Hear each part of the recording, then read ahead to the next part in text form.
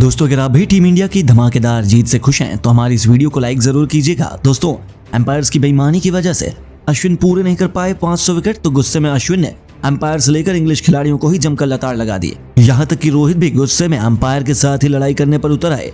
तो आखिर कैसे बीच मैदान में ही रोहित और अश्विन ने किया भयंकर विवाद? आखिर कैसे एम्पायर की एक गलती पड़ी अश्विन के पूरे करियर पर भारी? क्या था वह हैरत अंगेज लम्हा जिसके कारण अश्विन एक बड़ा माइलस्टोन नहीं छू पाए? उस घटना का पूरा वीडियो हम आपको दिखाएंगे, लेकिन उससे पहले आपको क्या लगता है अश्विन, बुमराह और जायसवाल में कौन है दूसरा टेस्ट मैच में भारत की जीत का असली हीरो? नीचे कमेंट करके जरूर बताइए।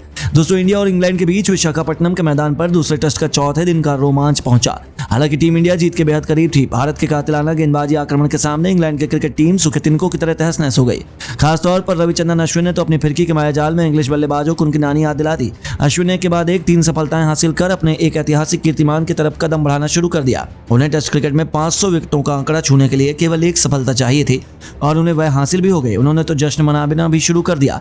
लेकिन इस दरमियान बड़े पैमाने पर एक बहुत तगड़ा ड्रामा बीच मैदान में हमें देखने को मिल गया। जी हाँ, इंग्लैंड के टॉम हार्टले ने रिवर्स स्वीप शॉट खेला और स्वीप में भारत के कप्तान रोहित शर्मा ने उनका कैच लपका। मैदानी अंपायर ने अपनी उंगली उठाने में संकोच नहीं की, जिसकी वजह से टीम इंडिया को एक और सफलता मिल गई।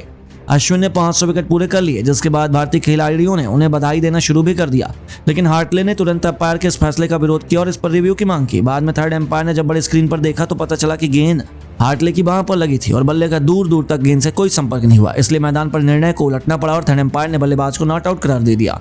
और दोस्तों इस विकेट पर कंफ्यूजन तब और बढ़ गया जब तीसरे अंपायर ने एलबीडब्ल्यू आउट की भी जांच की। हालांकि एलबीडब्ल्यू की कोई अपील नहीं हुई। इसके बाद बॉल ट्रैकिंग से पता चला कि अंपायर ने एलबीडब्ल्यू की मांग की है, लेकिन हार्टले नॉट आउट रहे। तभी बीच मामले में हैरान होकर रोहित ने अंपायर से पूछा कि अगर ऑन फील्ड निर्णय आउट था तो हार्टले को नॉट आउट क्यों करार दिया गया? अश्विन भी दौड़ते हुए अंपायर के पास जा पहुंचा, हो भी क्यों ना, उनके 500 विकेटों का सवाल था।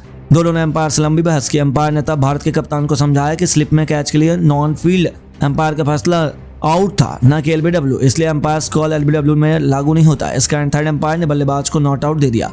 उनके मुंह से ये बात सुनकर रोहित शर्मा भी दंग रह गए। उन्हें भरोसा नहीं हुआ कि ये यहाँ क्या हुआ। यहाँ तक कि अश्विन भी बेहद निराश थे, लेकिन करते भी तो क्या करते।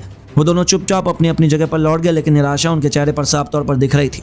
वह अंपायर के फैसले से बेहद नाराज थे। हालांकि इस घटना के बाद भारत को सफलता के लिए ज्यादा देर तक इंतजार नहीं करना पड़ा, जिसमें जसप्रीत बुमराह ने बेन फॉक्स, टॉम हार्टले को साझेदारी को तोड़ा। कुछ ओवर बाद मुकेश कुमार ने पदार्पण कर रहे शोएब बशीर को आउट कर पारी का पहला विकेट हासिल किया।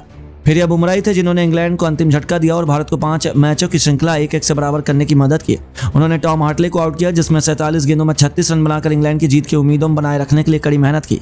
हालांकि अंपायर के फैसले की वजह से उन्हें जीवन दान तो मिला, लेकिन वह उसका कुछ खास फायदा नहीं उठा पाए। वहीं दूसरी तरफ अश्विन को अच्छा खासा नुकसान उठाना पड़ा और इस मुकाबले में 500 विकेट नहीं ले पाए। उन्हें केवल 3 विकेटों से संतोष करना पड़ा, यानी कि अंपायर के फैसले सबसे ज्यादा अश्विन को नुकसान हुआ। लेकिन दोस्तों अब आपको क्या लगता है, बल्लेबाज आउट थे नॉट आउट? टीम इंडिया क्या 4-1 से टेस्ट सीरीज जीत पाएगी? अपनी राय हमें नीचे कमेंट बॉक्स में जरूर बताइए और ऐसी शानदार खबरों के लिए चैनल को सब्सक्राइब करना ना भूलें। धन्यवाद।